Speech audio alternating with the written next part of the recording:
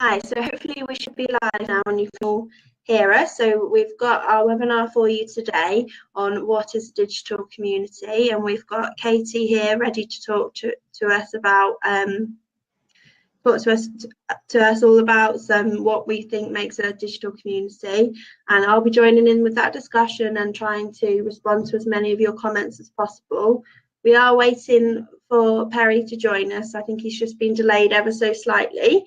So we're just going to make a start. And as you can see on the slide on the screen at the moment, just a little bit of a refresher there on how you can stay part of the Interchange community. So we've got our Twitter and our LinkedIn. So feel free to tweet any questions or post them directly within the platform. So I'm going to hand over to Katie now for her first part of the presentation. Thanks, Jenny. Thanks everybody for joining us. Sorry for the delay. We were just waiting for Perry to join us, but I think he still got caught up. So please excuse the one-hander, which was going to be a two-hander. We were going to have a conversation, but it might be a little bit of me just talking, and hopefully I'll be able to give you a bit of an insight. We sort of planned this separately, so I'll cover as much as I can, and obviously if you've got any questions, and I'll do my best to answer as much as I can, and if not, we can always take it away and perhaps answer it at a later date. And feel free to connect with myself and Perry. You can see our details on this slide here.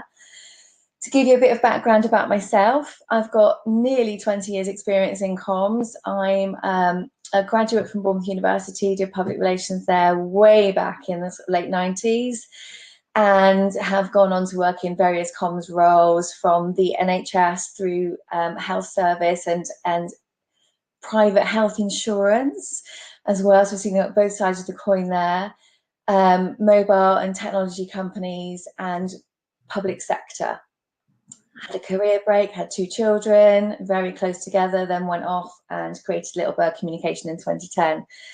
That is based on the thinking of trying to make workplaces work better. I'm passionate about how we interact at work affects everything we do, and what we do on the inside shows on the outside. So if we're great on the inside of our organisations, whatever shape or size they might be, people that come to work can do their best work and therefore help our customers, whoever they might be, in the best way. So that just gives you a little introduction about me, and then we'll just swing into it. So we're going to do this as a bit of a two-hander and question and answer thing, so I'm winging it a little bit, so please bear with me. We talked about, let's move on this deck if you could, Jenny, just the next slide, that would be great. Yeah, no problem. Thank you.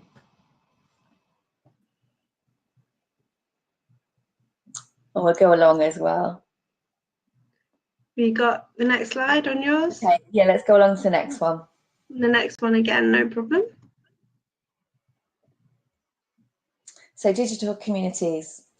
What helps to bring sort of making a digital community as enduring and effective organism within the organisation? So I've helped with creating some digital communities for CIPR, the Chartered Institute of Public Relations. I did a lot of work with their internal comms group, and we grew our sort of Twitter community from about, I don't know, a couple of hundred, I think it was when I started out, to about 7,000 it is now. And wider communities on LinkedIn, and the success from those groups, the success factors have been about having that kind of shared purpose and that common interest in a theme, whatever it might be. So for that group, it was about internal comms. For you guys, it might be different depending on what your business and what your focus is. And obviously there's NHS, it might be around specialisms within the NHS. It's about having a very trusting sort of sense of community, so you can talk and ask questions without feeling that you might be considered to be stupid by asking those questions. You could be transparent in the way that you give your answers and very, very honest. You're helping each other, that's key. It's not just about me, but about giving more than we take. So actually genuinely offering advice and being authentic in our answers and actually helping people out. It's about kind of being progressive as a community, so looking for the better ways of working together, of supporting each other, And like I said, giving more than we take, and learning together, sort of making progress, always looking for a better way of doing things.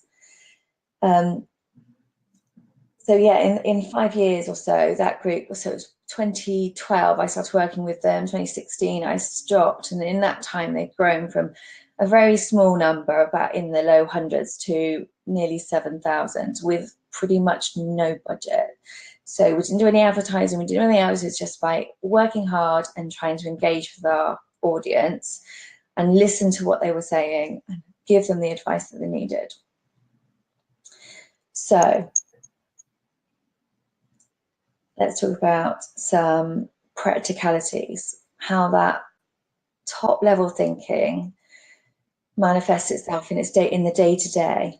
What you can do as community managers or people that are trying to create a community to help it make that sort of culture in that community work for you. It's about your content. So it's about providing the right kind of content for your audience. So think about who your people are and what they want to know from you, what they want to find out, what are their challenges and the problems, how can you help them solve those problems. So it's educational information, it's inspiring information that helps push themselves a little bit further, learn more, etc. Sometimes it can be entertaining as well. So, you know, it's absolutely fine to share jokes, gifts, etc., that make us all smile in our day-to-day. It engages us and keeps us interested. We don't want to read long, boring copy and content all the time. We want something that keeps us interested. Listen and actually have those conversations with people as well. So watch what they're talking about and try and join in and help them. You want to sort of stand out from the crowd. There's a lot of different communities out there. Some fail because they're not looked after, or because one person is just broadcasting and it's boring listening to somebody else talk all the time, which makes me feel really conscious right now. But also it's about timing and making sure that it works for your community. So if you have shift workers, as you will do in the NHS, it's about knowing that it's a good time to catch at a change of shift, or whenever the shift patterns might be sort of happening. Or if they are new parents, sometimes you can catch them in the middle of the night because they're trying to soothe baby and you're trying to communicate with them then. There's lots of different things to consider about your audience and when the best time to catch them is. Use a variety of content. So we talked about long form, short form as well, and gifts and things like that, sort of educational, inspiring and entertaining content. But then it's things like interviews are really useful. So if you have somebody that you could bring in and have a quick video interview, a video could take 2 or 3 minutes, or use pictures and maybe host guest blogs as well. I've seen lots of bloggers become hugely successful by not just doing their own blog and writing their own words, which can be very time consuming, but actually inviting their community to take part and be a part. So they're kind of almost hosting that community on their blog as well. So first one, consistency and content, consistency and your content. Second part 2, shareable content. So the stuff that we want to share onto our wider community as well. So I quite often pick up something in Facebook that I will then share on to my Twitter followers, or I'll pick up something in Slack and then share it in something else, depending on my groups and where my crossovers are. So that you, and then 3.3, be active. So ask people questions, answer their questions, engage with them and interact with them, and be responsive to their needs. 0.4, empower and enable others. So share the love, basically. So today is a great example with International Women's Day. There's a lot of women on Twitter, Facebook, whatever platform, sharing the love and supporting their network of other women that they work with or that they are friends with and that they admire in their lives. It's about helping people be their best as well. So you can coach others when you're in your working communities within the organisation. You'll find there will be people that are great communicators but maybe feel a little bit cautious about stepping into a digital community and putting themselves out there. So we can help them by encouraging them and coaching them and showing them how to do things, maybe practical methods of how to do things, but also bringing them in to different conversations and engaging them. And then point 5, my last point around this practicality assessment, is the real world. We're all human, and there is nothing that compensates for meeting each other in real life. So while we were just discussing, Jenny, weren't we, how the internet is amazing, I work for myself independently from my home office here in Bournemouth. Without my online community, I wouldn't be able to do that, and without the internet, I certainly couldn't do it. But nothing for me beats being able to go up to London or up north to meet colleagues and people that I work with and have that time with them face to face. So it's an important factor. Your community, your digital community inside an organization will never replace great leadership, great visibility, and getting together in events. And similarly with our our communities outside of work, so reaching out sort of beyond our organizational boundaries, are also really good. So that's how Perry and I have met. We've been kind of like followers of each other on Twitter, and then we've connected in LinkedIn, and then we've met at the Meaning Conference a couple of years ago, which was an event down in Brighton. And it was like, yeah, we know each other from Twitter. And it's like, oh my God, yeah, it's you. And you have that conversation, and then you meet up for coffee, and so it goes. And now Perry and I will work together on different projects and have connected in various different ways. And that's just an example of how our real life friendship has grown from our digital friendship, if you like, our digital connection. Shall I have a look at some questions, Jenny, and see, and give myself a breather a minute and see if there's any of course. Step on. There's a few comments there. We mostly seem to be having a few people not being able to see the slides, but as we were just saying on the chat, the slide at the moment is just a holding slide, so there's not missing out on any information at the moment if you're not being able to see that. Yeah, do you know what we didn't? Yeah, we didn't put any detail on the slide because this is a first one for Jenny and a first one for us. So we just did a lot of talk rather than slides. If you want some information from me, I'm more than happy to have an email. Oh, there he is, Gareth. Oh, sorry. You're right. Yeah, don't let me stop you in flow. I'll join in. That's when all it's right. No worries.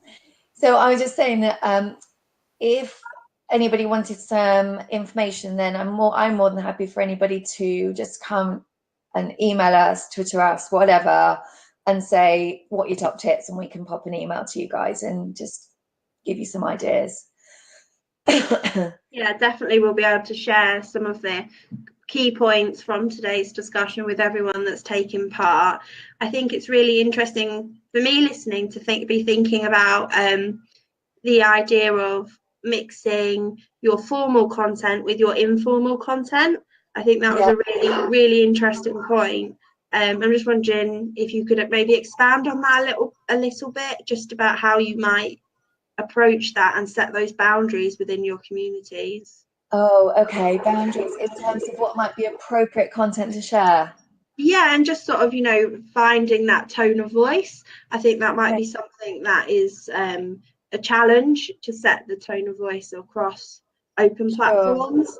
It's about trust in a way, isn't it? It's about trusting people to be responsible with what you do have to trust people trust is essential. So we're all grown-ups, we should all know how to behave. Unfortunately, we see online that some people don't know how to behave. Different organizations go about it in different ways. Some of them have very structured sort of guidance, if you like, for their digital sort of workplaces and communities. The most successful ones are the ones that are looser and actually trust people to be themselves, but they know that people will work to the values and talk to the values of the organization. So and also quite often you'll find that the community will self-regulate. So if somebody is being then the other people may well call them out and say, look, you can't be like that. Each organization is very different, and how you tackle it will depend on how what will work for you guys? I know what your view is on that, Perry. Have you got any?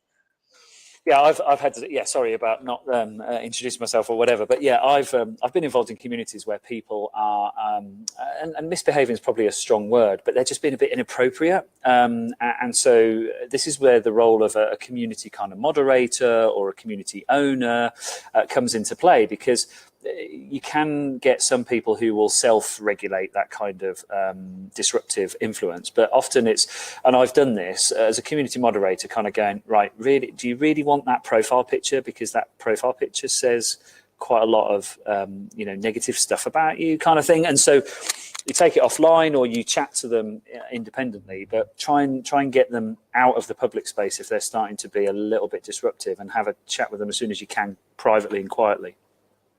Yeah. We've had another question coming in here.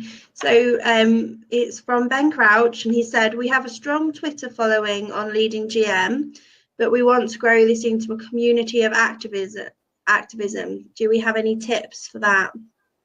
I'm just typing in a response to that, actually, to make myself useful. So I can illuminate that once I've done. So I will jump in on that one. Yeah, I really like Twitter chats. So you set a time, you create a hashtag, you then get a couple of questions for people to debate over Twitter or learn about over Twitter in a sort of set time frame, like an hour. Often it's commute time, or it's of an evening where people can join in and browse. But I mean, some of those have been brilliant in terms of debating key topics like, sexism in the workplace and, will technology steal all our jobs? And you've often got 20, 30, 40 participants who are all sharing little 240 character bursts, 280 character bursts, and connecting people to resource and, getting some conclusions and challenging views. Twitter chats are great if you've got a good following already. You can say, well, what are you interested in? Let's have a chat at 8 p.m. on a Wednesday night, all about this topic, curate the chat afterwards and send it out on like a Storify. It becomes a quite useful learning tool. I think they're great. Yeah, definitely. They're a really strong option. Okay. And Twitter followers are in themselves a community, aren't they? Because they've chosen to follow you and you follow them. But when you're clustered around a kind of topical area, you can then also use Twitter to search and find lists of other people who have created lists of other followers in those areas, and you can start to broaden out and connect in across those lists and bring all sorts of people for diverse views and different time zones. So Twitter is a really good community platform to use if you've got that solid following. Yeah, and you'll find that actually Twitter's a really good place for a bit of activism. It's where you'll find people are really outspoken and quite happy to share their views, won't you? Yeah. Brilliant. Cool. We kind of went off our plan slightly, Perry, and I don't know whether I've talked about through what makes communities successful and talked about some of the features around that and some of the practicalities of that.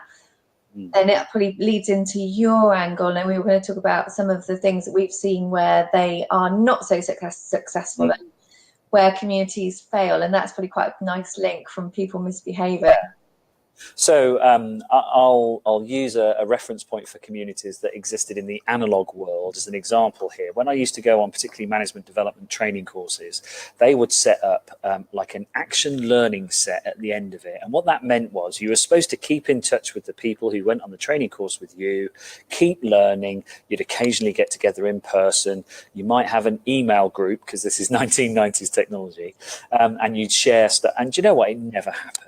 It rarely happened. I was always the last person standing in an action learning set. And I kind of knew why. It's because there wasn't enough to keep people there. And I've seen that version happen in the digital world so many times.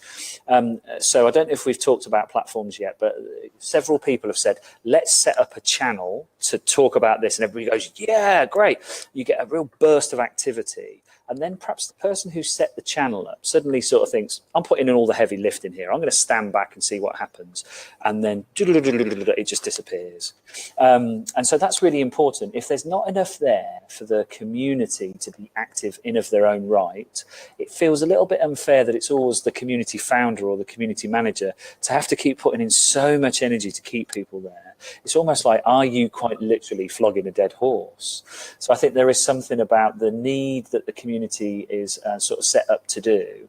If it feels like it's not really doing anything, then and a community manager is desperately trying to get it going, really, I'd say as a community manager, to send out a message going, have we fulfilled our purpose? Do we need to be together still?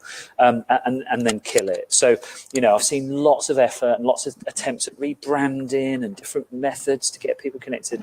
And often you think, if they don't want to be here, they don't want to be here. There's not enough to keep them here. So I've seen that happen. I've also seen them where perhaps they're too big. Just so many people involved, the traffic and the volume is so overbearing, and I've done this. I've had to extract myself from them because I get absolute noise coming at me all the time. I couldn't make any sense out of it. And some of those communities were built on quite primitive technology where it was all very thread based. So it might have been that people were setting up a Yammer environment for people, and the main thread just got so demanding. And I've seen people even try and set up little tiny communities on WhatsApp chat groups, and they're just so noisy. So I think we need to think about the traffic, the numbers, because sometimes it can just be too much. The spirit seems like, the more the merrier, but it can often be the more the noisier. So again, in that situation, it's are there factions you can split out? Are there spaces you can create for people so that communities of interest can form within the bigger, wider community? I think Katie's probably talked about this actually. A community is like a living organism, like the picture on there of the murmuration of starlings, and you need to constantly keep interrogating its energy, its breakaway, its diversification. And the worst thing you can do is just pick a community and think, because that community started, it should always stay like that. Because it grows, it lives, it becomes loud or quiet or whatever. So I think paying as much attention to the community's reason for being, as well as the content and the people that are in it, is a really sensible thing to do. So I've seen lots of wasted effort, lots of noise, lots of well-intended communities set up, which after a while I realised had absolutely no value to me. And I suppose I've learned to be big enough to say to the community, not really for me, guys, thanks very much, I'm off, and extract myself from them. Yeah, I think that's a really good point. I think everyone's lives are busy and noisy enough as it is, and nobody has time to waste being in something you're not getting any value from, or that you feel that you're contributing to. You want to be a positive part of something, and absolutely, it's like an organism that evolves over time, and if you haven't moved along with it, it's time to sort of leave. Or if it's changing shape that you don't like, it's not the place. Just seen Ben's comment there about Basecamp. As a project management tool, it's reasonable. I think its UI is awful, and so I've extracted myself from Basecamp because its user interface is just not very nice. And so I've seen that a lot, where communities are formed around project work. And then there's almost like a continuation of that community, because even though the project's finished, people quite liked to be connected still. But again, you've got to say, what are we here to do? If we were here to build a product, great, we built the product. If we want to carry on as a community of interested practitioners, do we stay on the product platform that we created, or does that just become a messy load of messages? Or do we set up a different channel and go to a different channel, and then we can repurpose almost why we're connected? So the reason for being, again, I think you've covered this already, is a really important thing that you need to keep asking yourself. Why are we together, and what are we here to do? And I don't want to pick on any platforms in particular, but I do not spend any time in LinkedIn groups at all. I don't find them a very social space. Again, they're noisy, they're hijacked by certain people. Interface is not great, clutter. I just turned off all notifications. I don't spend any time in them at all. No, me either. I agree. I think, it's got to be purpose-led, hasn't it? Whatever your community is, you need to get to the root of what your purpose is and why you're doing it and why you're together. And that has to be there. Like, if you cut it open like a stick of rock, it's all the way through everything that you do, and everybody kind of gets it. And this is how we play. This is kind of how we play the game. This is our community. It sets the rules, it sets the boundaries, and it sets the tone for the conversation. So yeah, we hadn't quite got to that, but I was sort of saying about put people first when it comes to the tech side of it, whatever it is, it has to work for the people. So WhatsApp may well work for some things, but others, you're like absolutely right, totally noisy. It doesn't work for LinkedIn unless you're just trying to flog something. Facebook groups can be great for sort of having a sort of theme and sharing information, but possibly not for working in terms of just Facebook groups. Yeah. And then obviously workplaces are different subjects altogether. So yeah. People first, always. Yeah, definitely. Yeah.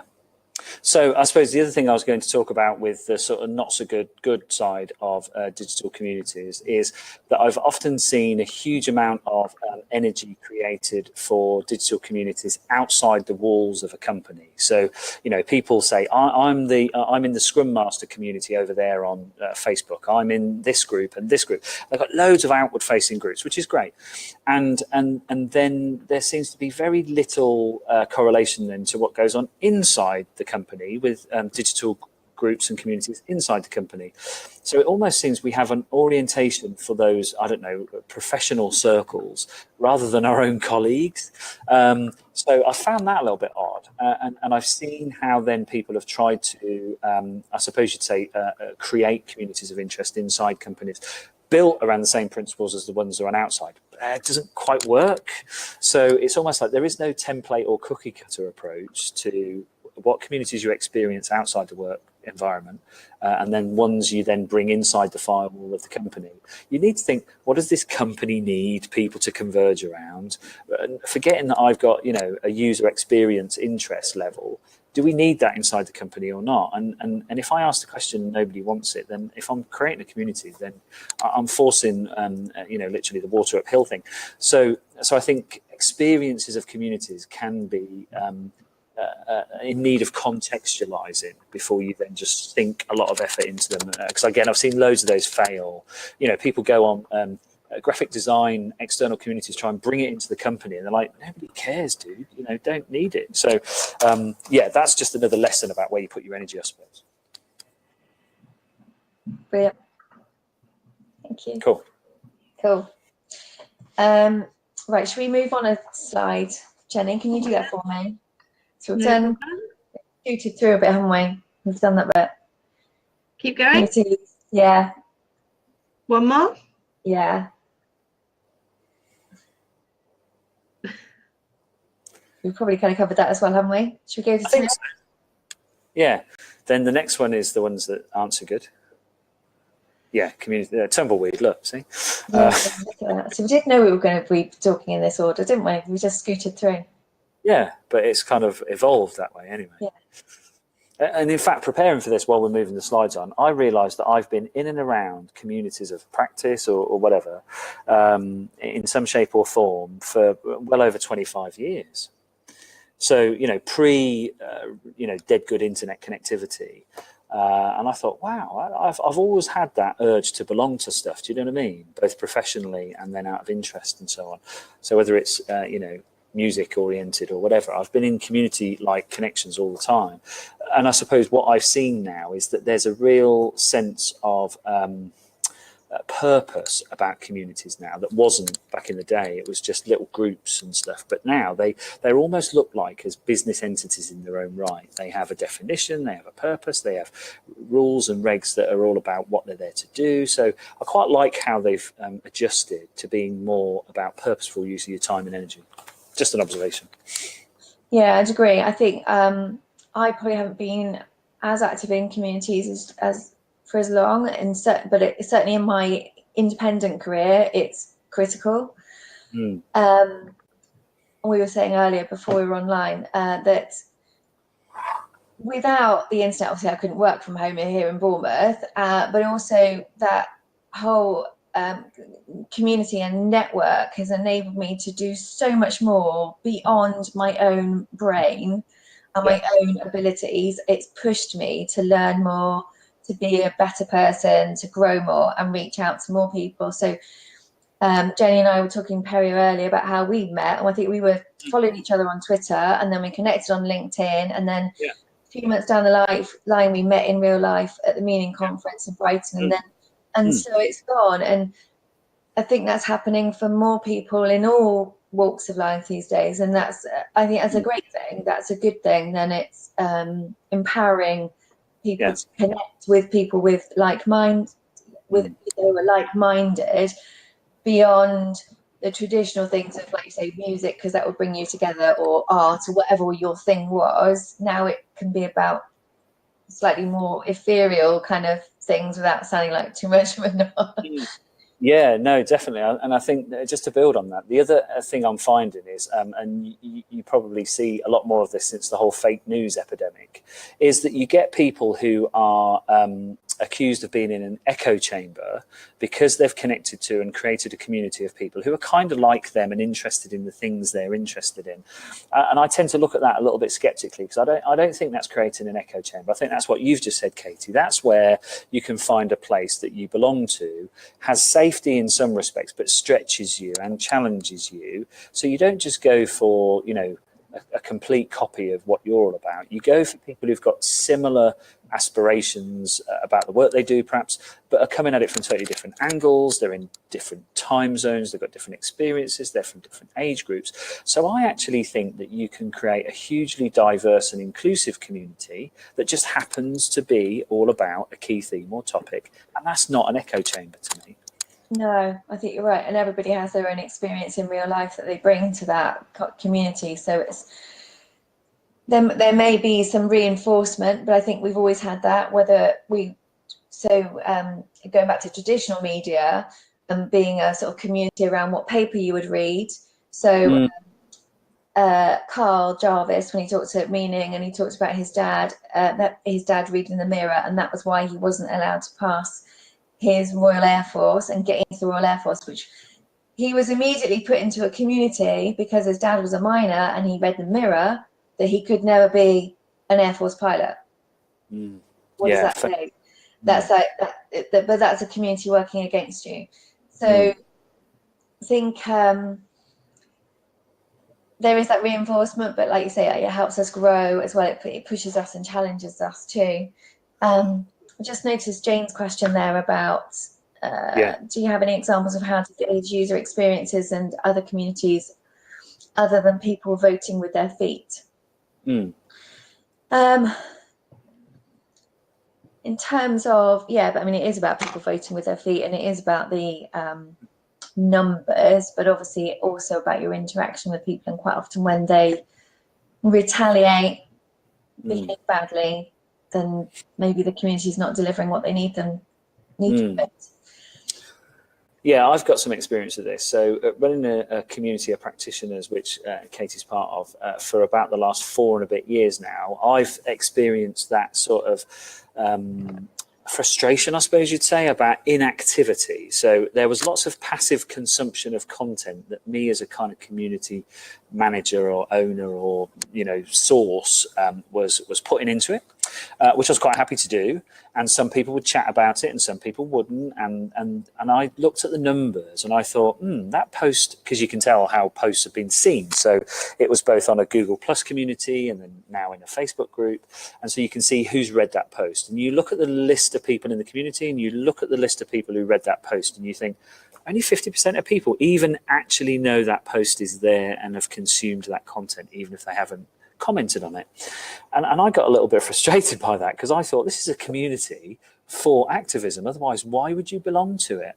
And so I put out a call to say to people, look, I've noticed there's a lot of people who haven't responded to anything. So I'm putting it out there that should you still belong to this community? Is it about activism, or is it just about that you're there and you'll be active when you want? I really didn't know what to do. So I was quite provocative about it. And I got a couple of private messages from people saying, I don't want this to be the community where we eject people just because they're not active.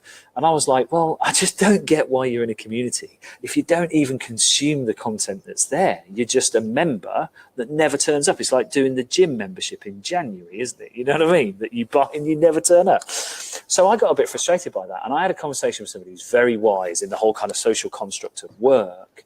And I said, look, I want to do something with this and I'm frustrated. I don't know what to do about it. And I said, I don't know what people want from this community then. And he just stopped me in my tracks and went, yeah, but what do you want from this community? I was like, oh, I haven't thought about that. I kind of set it up and I ran it. I guess I thought I had the obligation to kind of keep it going. And so I was there trying to cajole people to interest it with chats and with content. But actually, what did I want? I wanted people who were active in that community. I wanted people who would spark and chat and share and debate. I didn't want people who just were there as members and never turned up. And I'd never asked myself that question before. And then I thought, well, so what do I want to do then? And I thought, well, I'm just going to let people have membership of that community. And if they're choosing not to be active, then I won't notice them, will I? I've stopped trying to make it like everybody had to do one thing, because I thought that's what it was all about. And I just thought, only I seem to be the one that's bothered about this. Other people were like, I don't care that they're a member, but they never pop up. It was only me. Yeah. So that's quite an important lesson for me on what's the community there for? And if you started it, or if you're the quite central figure to it, like the source, you need to keep asking yourself, what do you want from this community? Because it is as much yours as it is everybody else's. Do you know what I mean? Yeah, interesting. That's a really good point. If you're going to measure anything, you've got to measure back about what the purpose of that community is for. And if it's delivering on that purpose, then it's being successful. And you will get people ebb and flow, leave. You will also get people that are passive, who just like to sit and watch and never communicate. And you think, it's like everything you ever put out, you think, hey, did anybody even read that blog post of mine? And it's like, they just didn't have time to like it, share it, do anything with it. They're just kind of, done. Yeah. And not to take that personally as the community manager or lead, if you like, just like, remember that we're all individuals, and that's why it's not an echo chamber, and that some like to participate, some like to just watch. Exactly. And I think going back into Jane's point, how do you know about the user experiences? As a community activist, I suppose, if you own it, run it, manage it, whatever, you can't help yourself but watch what the traffic is and who shows up and who comments and who shares and all those kinds of things. So you sort of build a picture up in your own mind about those people seem to be getting a good experience because the system's telling me that. I can see their posts, I can see their likes, I can see they've looked at it, and so on and so forth. So that's one way of but then you can't help yourself from just chucking in the odd comment there, going, how are people finding this? If you haven't been active for a while, is there something we could do to make it better for you? And just get the community to talk about the community, I suppose, because you'll only find out the user experience from people giving you real, honest feedback. Pick up stuff from data. I mean, Google Plus I used to use as a platform. I quite liked it, but people said to me, I don't find that community because it's not one of my most used apps. So I thought, hey, I need to move it from there to another app that people use a lot of. And I surveyed them and said, where do you want it? And they came back with a Facebook group. So that's what I did. And now engagement on that is better than it's ever been. So I could have stubbornly thought, I like Google Plus, I want to keep it. I don't care. You've got you into the habit of looking at the platform. But if it's not their habit, then their experience is, I'm going against their normal operating system. So as a community manager, I think you've got to listen to community and go, okay, we'll change that.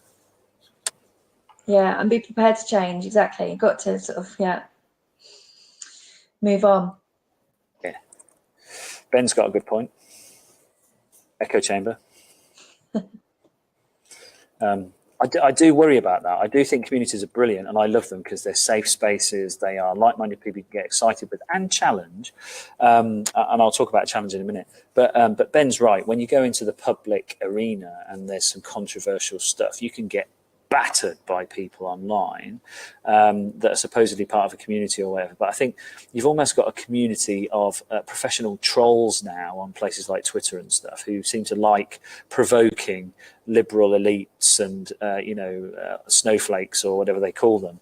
And I watched that with horror a couple of years ago and thought, what is going on here? And I've kept watching it and I've kept going into it. And I've never taken any of them on. I've reported them extensively to Twitter, and actually Twitter's really good in blocking those kinds of people.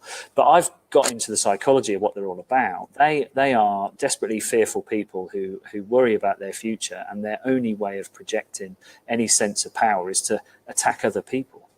There's absolutely no validity behind their riposts. It's just they just want to put people down, and the best way to deal with those kind of people is to just block them and get rid of them and not even entertain them. So going back to Ben's point about danger, I limit my danger because I just don't join in with anything that I know I'm going to regret and get emotionally hijacked, quite literally.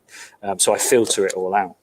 Yeah, I think that's a good point there in terms of, especially in public services and public sector, you do need to step outside, and actually that nothing beats meeting up with people face to face to actually really understand what they speak and what speaks to their hearts, because people are not always themselves online.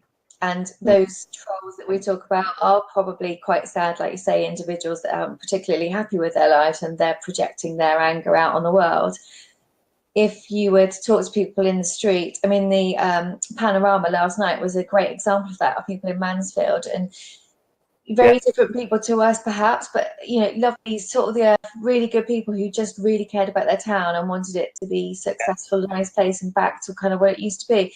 There was no one that was racist, there was no one that was xenophobic as such. You would just say that they were concerned about their futures. And if you were to read what they'd said online without that face-to-face interaction, you may well have said, well, they're a racist because they said they don't want immigration, which is just to cast people into that box. And like you say, to close your mind to think that everybody who thinks this way is this. We all know that the world is not black and white, and we are all a variety of shades of all colours. Definitely. I think there's something in that whole, how do like I'm in a lot of communities and I like being in those communities. So I filtered out the ones that I found had no value to me. And I'm probably in about 35, 40 quite active communities. That's quite a lot of traffic to keep up with. But what I've done is I've managed my platforms so that, I don't always get alerts from platforms because it just drives you mad and you're seduced into looking at them. So I've turned notifications off quite a lot, but I've got into a routine of going into them kind of once a week even, just to see what's being said, so that I'm picking the kind of traffic that comes towards me. And even with Twitter, I use TweetDeck quite a lot because I can segment out my feed and just look at different hashtags or user groups or search criteria or whatever, so that I can go and browse it when I want to rather than trying to keep up with the feed. It's a nightmare. So I think you can create more interest in the community by deliberately rationing your use of it, and whatever gives you the most buzz, then spend the most time there. Whatever you don't want to be losing out on, that's the one that you just kind of come into now and then. So there's a lot of self-regulation you can learn on this, and the tech tools will help you as well as they are naughty, seductive things, aren't they? Yeah, absolutely. Yeah, save your sanity, don't get drawn in. Exactly. I mean, I don't know about you, but I do, I switch my alarm off, and before I get out of bed, I do have a look at what notifications have come in through. And the things I'm drawn to most are the things I know I've got like a community alert rather than just a general update in Facebook or something like that. So I check, particularly with people I'm working more closely with, like Slack, and I go and see if anybody said anything on Slack. That's people I've chosen to be really kind of closely connected to, and I want to see what they are asking me first before I go and have a look at the wider thing. So you can sort of layer it out, I think. Yeah. Yeah, we need to, the tools are amazing at helping you manage and curate your content so that you aren't bombarded, especially when you're a community manager. It becomes your whole life if you're not careful. So definitely, yeah. Cool. So I think that's how we deal with communities of disinterest. I think we can filter, we can be a bit more selective, all those kinds of things I think come in, but also just don't keep putting energy into something that you know is struggling to gain traction, and then ask the community, is there any point? Yeah, and let those people go as well when they're not happy. If they want to go, they'll go, and you can't make if it doesn't fit for them, then that's them. Yeah, definitely. Cool. Work where the love is. Yeah. Okay. We're going to talk about platforms now, aren't we? Yeah, we were going to cover a little bit. Yay. It's not all them, by the way, on the slide. That represents the range. Katie, where do you spend a lot of your digital community time, on what platform? My digital community time is Facebook groups, Slack, Yeah. and Twitter. Yeah. I'm with you on Yeah. LinkedIn. I find it dire. Yeah. And yeah, I mean, I suppose Twitter has been my savior for me. Yeah. That's how I've reached out and grown my community and actually get work through it, and, you know, get to know people and meet people in real life as a result of it. So Yeah. most powerful one for me. Yeah. I sometimes have to look at my phone and see what apps I have got. Because there are so many of them. And in fact, I've just signed up to a group that's talking about the blockchain on Telegram. I don't know if you've used Telegram, Katie. It's a little messaging platform. It's a little bit like all of those group messaging platforms, so I wouldn't get too excited about it. But actually, I quite like the fact that I know that in that space, I've only got one community about one topic, and I don't need to dive in there all the time. I've got 21 alerts on that. I never have that. I always look at them dead quick, but I can leave that alone. Yeah. So a bit like you, I am definitely on those platforms. So yeah, and it's almost like the order is pretty similar. So Slack, definitely. Twitter, absolutely. Facebook groups I've warmed to because of the demise of Google Plus, I suppose. I used to love Google Plus, but that I've kind of ruled out. LinkedIn, surprisingly, I use for a little bit of updates, and now a lot more people message me through LinkedIn, but I don't go anywhere near groups.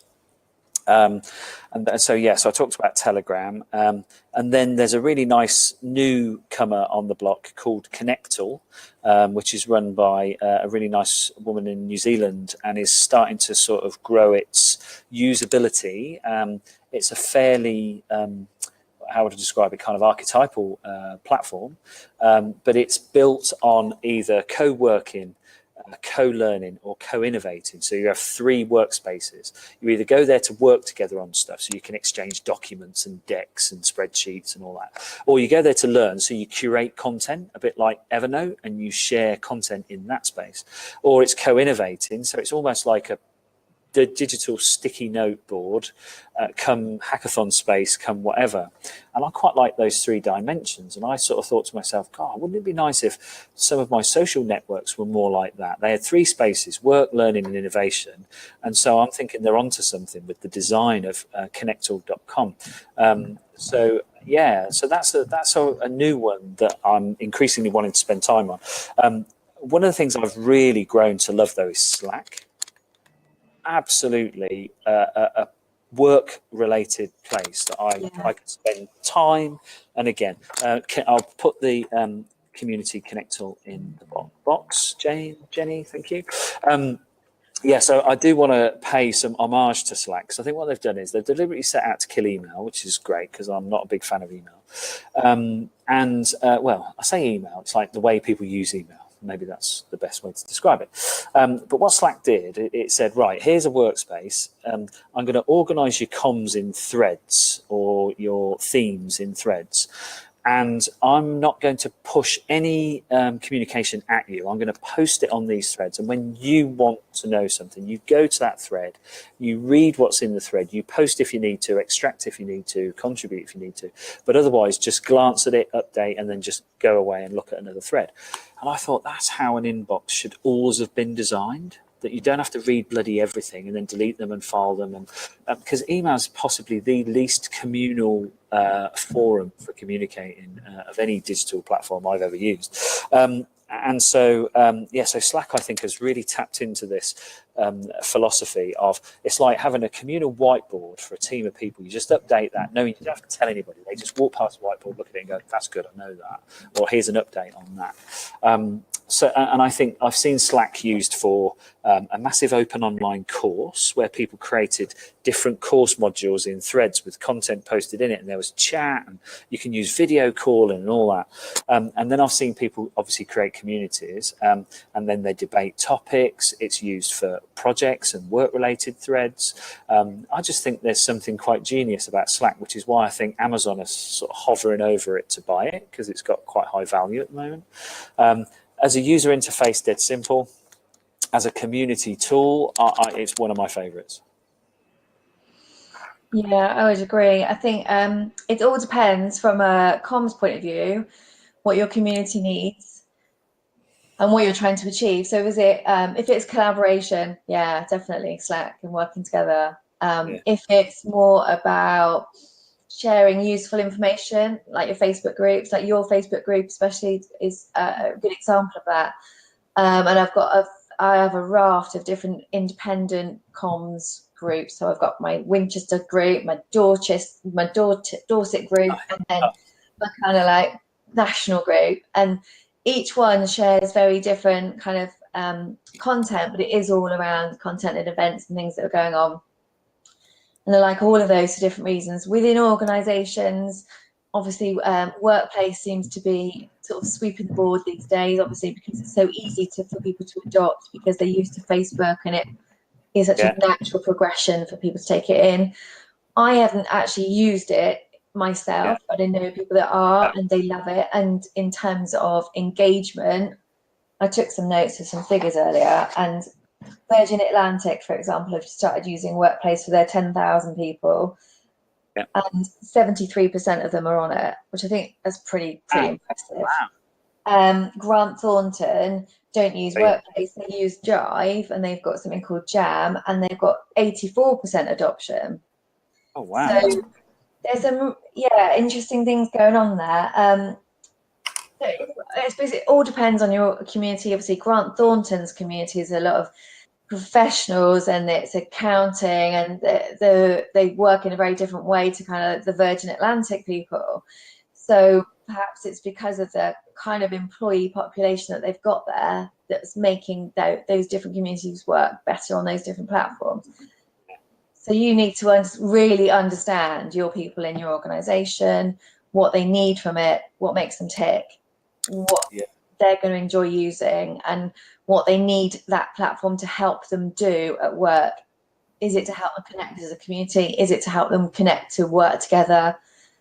All of those sort of tricky, big, high-level questions before you can make a decision. Good point. So I'll build on those actually, Katie, because when I did some work with the M&S, particularly their learning development team, were very good at using Yammer. And as an organisation, M&S is quite adopted in Yammer and has been touted as solving customer service problems quicker because they posted on a social network than email groups or usual things. So we haven't mentioned Yammer so far, but there are some people who've used it really well and made it part of their network and method of communicating. There's another platform called Drupal, which is like a web building tool. But it has a community engine, and so it's kind of built for multiple users, space they can create, that kind of stuff. Drupal. I'll put it in the box down the bottom if people haven't come across it. But there's a provider of CIPD qualifications in HR called DPG, and they had a Drupal platform built, which is one of the nicest, most elegant community learning platforms I've seen. So they bespoke Drupal. It's an open source software, a bit like web tech, but it's more social in its orientation. That was a really powerful social tool. The learners who were studying would be on it all the time, partly because they're studying, but they would be sharing stuff and chatting. And I kind of hosted a couple of blog posts for them and stuff. I've got loads of traction on them. So that's proof that there's a technology that can be really well deployed, but also built on a great community of learners who just wanted to be together. They've got legendary alumni stats that people who've qualified still come back to that platform because it's a good place to learn. And then Thomson Reuters, a bit like Grant Thornton, were almost all over Jive. They culled tons of their email traffic and did loads of their stuff through Jive. Sky used Chatter, which is part of the Salesforce suite. And they have mixed views on it. Some people like it because it's communal. Other people don't like its UI. Its interface is a bit clunky and not quite as cool as it should be. But if organizations have got Salesforce and they're not switching on Chatter, but everybody's using Salesforce, might be missing a trick. And then the other one I've come across, Jane Hart, who's brilliant in learning technology, pointed me onto this one. It's like a version of WordPress. It's called BuddyPress. Have you heard of that, Katie? No. So it's like WordPress to create a blog site, but with more social elements to it. So people don't just comment on your blog or like or share it, but it's got much more communal build capability. So these are like either enterprise boxed up systems that companies have probably got already, or they're quite cheap and if not free and easy to program and deploy. So it's almost like there's no excuse for not having community platforms. There's loads of them. It's just picking the right one for the right context. Because we talked about Slack, Facebook, Twitter, LinkedIn, Connectall, Telegram. I forgot even the Evernote, you know, the note-taking tool. Even that's got a social element to it now. You can invite people into your workspace and create a little social learning group within Evernote. Yammer, Drupal, Jive, Chatter, and BuddyPress. I mean, Jesus, it's endless. So many. I think that's part of it. That's part of the value, is that you choose something that works for your organisation. Yeah, definitely. And it's fine to have all of those options, because you get the best things that works for you. Yeah, totally. And Yammer, of course, being part of the Office 365 Microsoft suite is the default for a lot of people, isn't it? And of course, Microsoft are releasing Teams, aren't they? Which is their version of Slack. Yes. Thread and all that. So I think with Facebook's Workplace and Microsoft going down the Teams route, I think you can see that things like Outlook and email stuff is gradually going to be a sort of secondary technology, and these are going to be the primary. Yeah. So that's all about community, social threads and all that kind of stuff. So I guess if people are out there thinking, I'm not in that many communities, I don't really kind of get that vibe, and I'm not sure about the platforms, I'd say just start experimenting with them, because they are probably more likely to become the norm in the next 2 to 3, maybe 5 years than they are now even. So we've long predicted, I think, the demise of email. I'm not sure we'll ever see that, but we'll also see the rise of more communal, community-based ways of working, I think. Yeah, without doubt. Much more human-centred communication. Yeah. It's 12 o'clock. Have we got to finish at any particular time? Yeah. I think we've got 3 tips, haven't we? Like I put 3 elephants. No? We did, yeah. Mine, I was thinking, right, okay, out of all of that, so many things. But I think my top 3 were, number 1, think about your community and not, think about it as a community and not an audience. So people first. Find your thing, like your mojo. What is it? Your purpose that drives the community and connects everybody together and kind of gels it, and that is your heart all the way through your organization. Give more than you take. Oh, that's nice. If everybody gave a bit more than they take, we would all be really rich. I think that would be great. And I think in what we share and the knowledge and support that we share for each other, you get so much back. It's amazing. So it feels right for your human-centered communication and community.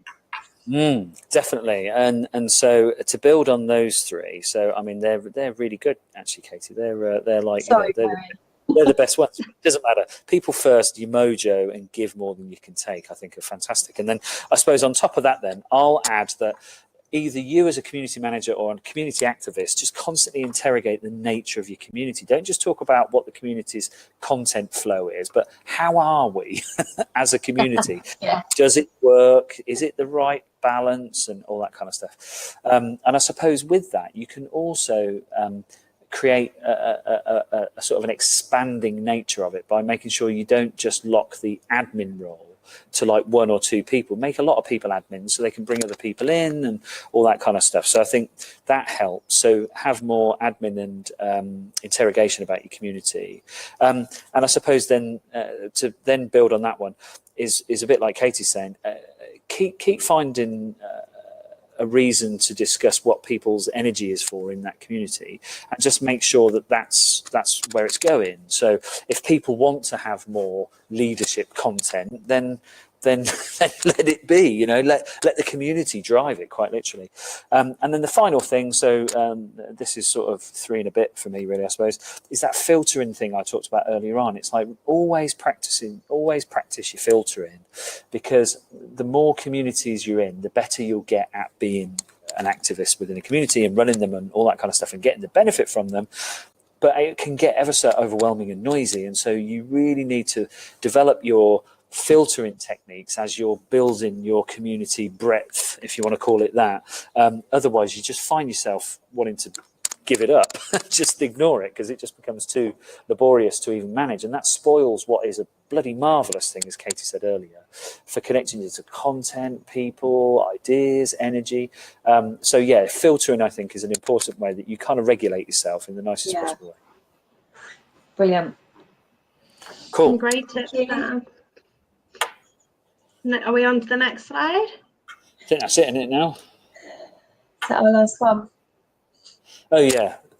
I put this one in because this guy is brilliant when it comes to technology. Don Tapscott, Canadian guy, but I just think that sums it up. It's an age of networked intelligence, and I think the whole reason for having a community is to support and so on, really. But even that is you networking your intelligence. It's literally creating this expansion of what you know with other people, and when you mash all that together, Wikipedia being the prime example, I suppose.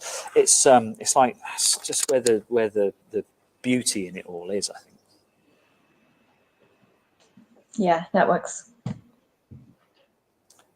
Then we have Great. one more slide. Are we on to the last slide, or have we got any more to say? Contact details, I think, next. Yeah, just our communications. Yay! Hey, Katie, did you notice on the opening slide I called you the Chief Engaging Officer? Yeah, I did. I just let it go. Okay, that's all right then. Yeah, anyway, so that's where we are, isn't it? I didn't put my website down on because it's down at the moment for rebuild. That's why I put my Medium blog. Yeah, and feel free to drop us a line if you've got any questions or, to clarify anything we talked about. Yeah, happy to ping ideas about. Yeah, and we'll be sure to share all of the, definitely share those 3 tips, although it was more like 6 tips, so extra there. And we'll share the recording of the webinar as well with everyone. Brilliant. Thanks, Jenny. Thank you, and thank you very much for hosting with us today, and thank you very much to everyone that's listening to the webinar. I hope you found it insightful and interesting, and I definitely learned a few new online platforms that I'm going to go away and have a Google now and see which I like. So that was really useful. Thank you very much. Brilliant. Thank you. Thank you. Yeah. Thanks, Katie. Bye. Lovely. See See you again. again. Bye. Bye. Bye.